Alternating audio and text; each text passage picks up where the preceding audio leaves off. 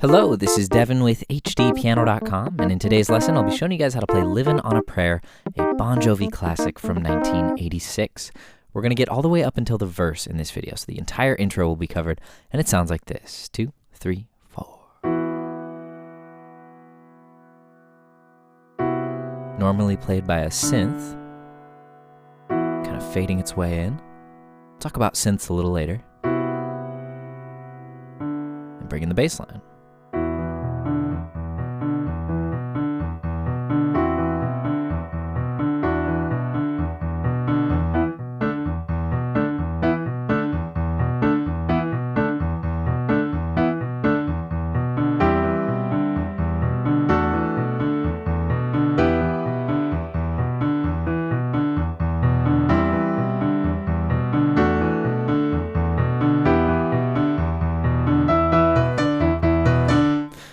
And there we are at the verse. So it's a very long, extended intro.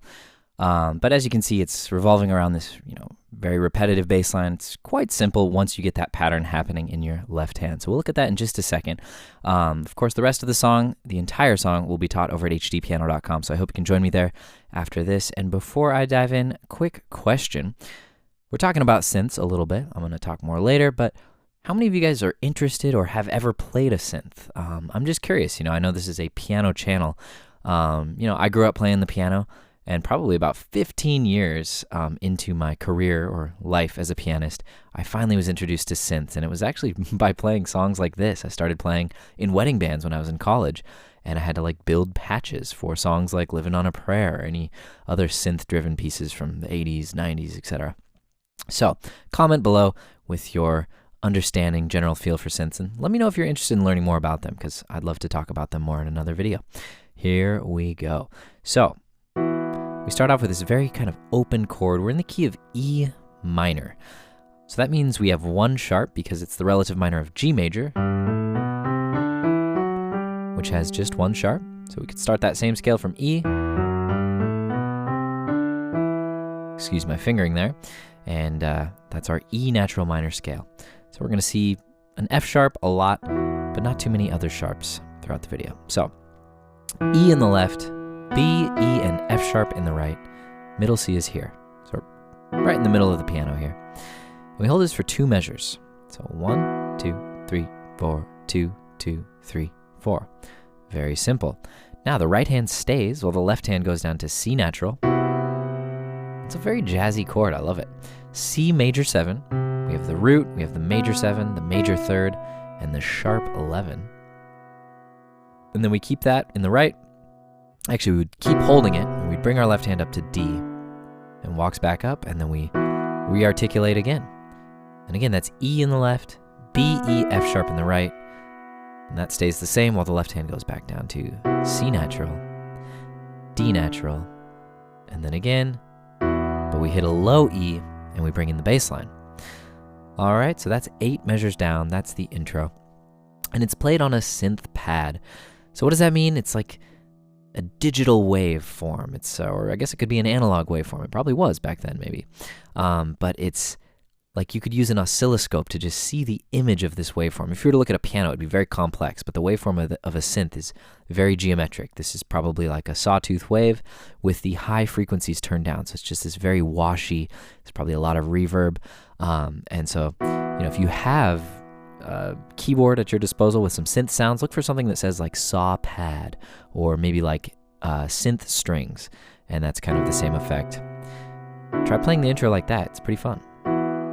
All right, so we get through the intro, and this is where the talk box bass line comes in. They were using all the tricks back then, but we're just stuck with the piano. But of course, if you have the option, go for something fun, like a human voice emulating patch that emulates the human voice in the left hand. All right, so what are those notes? Well, luckily the right hand remains more or less the same. Left hand plays low E, up the octave, so boom, boom. We're going to take it slow. Boom, boom, boom, boom, boom, boom, boom, boom. It's just a 1 measure pattern. So low octave, high octave, B, D, and then 2 E's, and then B, D. So I guess it's really a 2-beat pattern. It's E, E, D, B, B, D. I'm dyslexic there for a second. And the only thing that's changing is the first two E's are displaced by an octave. Second two E's are the same. So all you got to remember is E, E, B, D. You can come up with a little mnemonic device or an acronym if you'd like. What was I going to mention, though?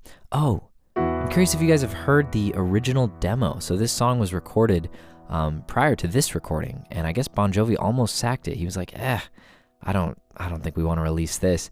Anyways, you can find that recording on an old an album they released, something about, it has the name Fans in the title, but it's a little different. It's kind of interesting to hear the, how that changed from the simpler bass line to this bass line. So once again,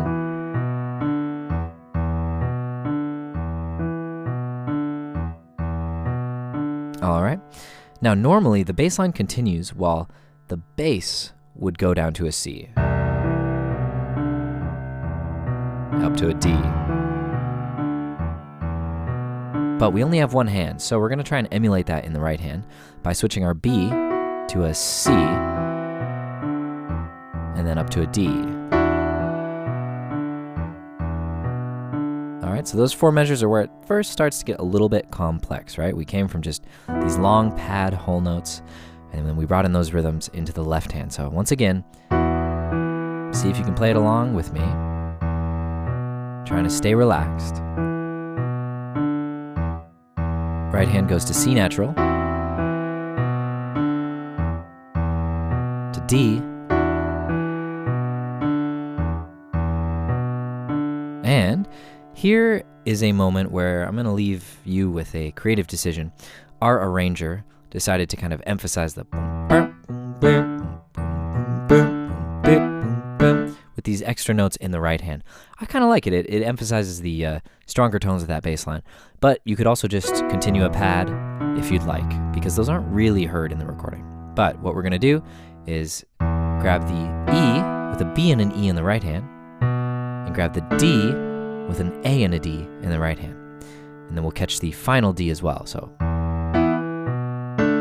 rest, D, E, D, D. Even slower.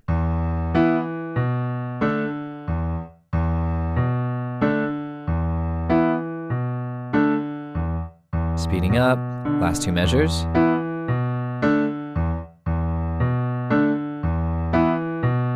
Rest. Get your right hand ready to play a nice big C major chord. That's G, C, E, and G. G, C, E, G. With the bass line continuing. Now just move it up a step in the scale, meaning we get A, D, F sharp, and A. That's a D major chord. And one more step up to give us E minor. That's B, E, G, and B on top. Hold that for two measures.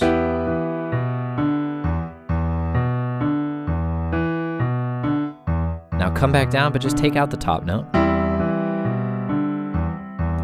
Up a step. And one more step to E minor. And then grab two octave E's and then just double the bass line. All right.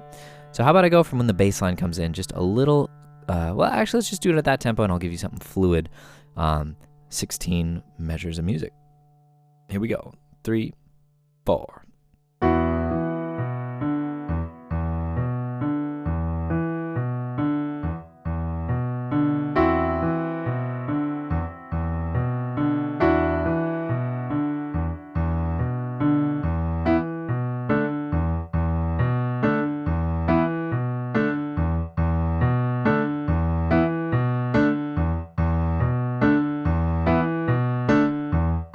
Ready for this chord? You can really lay into that one. Up a step, D major. Up a step to E minor. And we're going to do it one more time without the top note.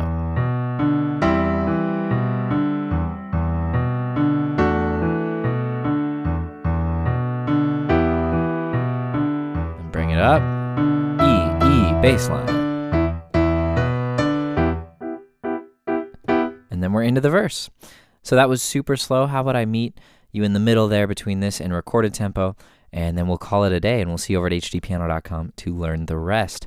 Remember, just slow practice is key. I was a bit confused whether or not to use the pedal. Maybe I should talk about that real quick. With the bass line, with such a repeating bass line, you have the option of making it very washy. Maybe resetting it with every E. But that kind of takes away from the literal cutthroat nature of that. Dong deep dong boom boom. It's really kind of jarring and dry and gritty. And this is maybe a little too pretty. I'm repedaling on each low E. Makes it a little muddy. Whereas with no pedal,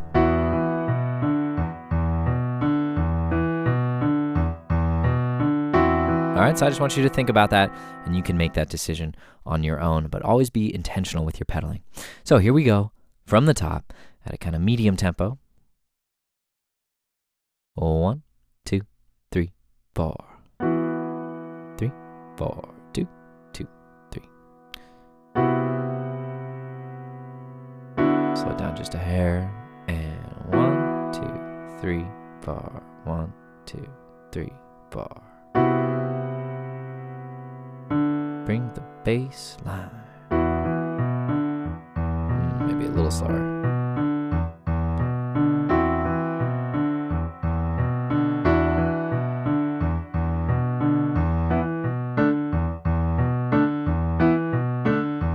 Again.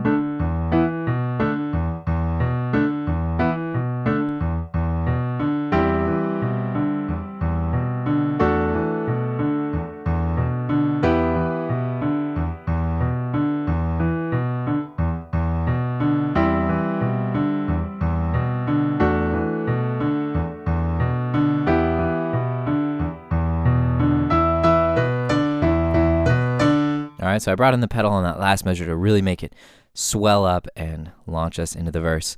Well, we'll see you over at part 2 to learn the verse. My name is Devin with HDpiano.com. While I have you here, please comment below, answer that question about synths, and let me know if you've heard that alternative recording too. We'll see you at the next part. In the meantime, like, subscribe, follow us on social media. We'll see you soon.